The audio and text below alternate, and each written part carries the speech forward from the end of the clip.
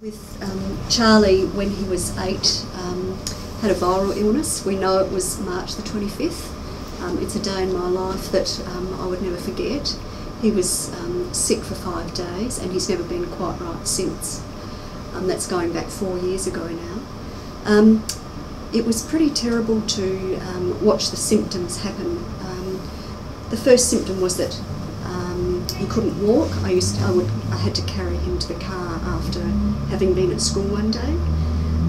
And then we watched him slowly, or very quickly, deteriorate, where he had incredible muscle pain, he had headaches, and none of that would be relieved with any children's Panadol.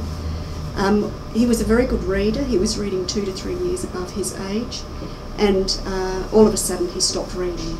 The words didn't make any sense. He couldn't retain what he'd read.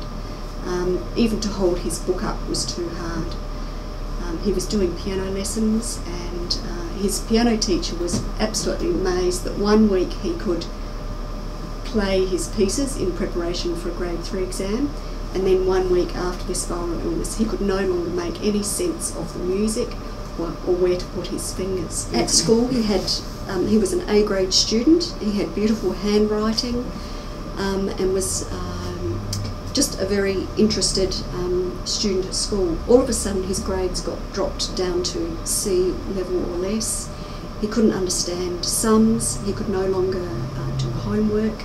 He'd never had a problem with homework before. What we couldn't understand was what was going on. He'd had a viral illness and we didn't understand why he just wasn't getting better. Some of the other symptoms that we noticed, he'd been a perfect sleeper right from a baby. And then immediately upon having this viral illness, all of a sudden he couldn't sleep. And he was awake until after midnight, just unable to sleep, which was just amazing and incredibly disturbing to watch. And of course then when he'd wake up in the morning, after having been asleep, gone to sleep so late, and then having a restless sleep, he was incredibly irritable and never refreshed.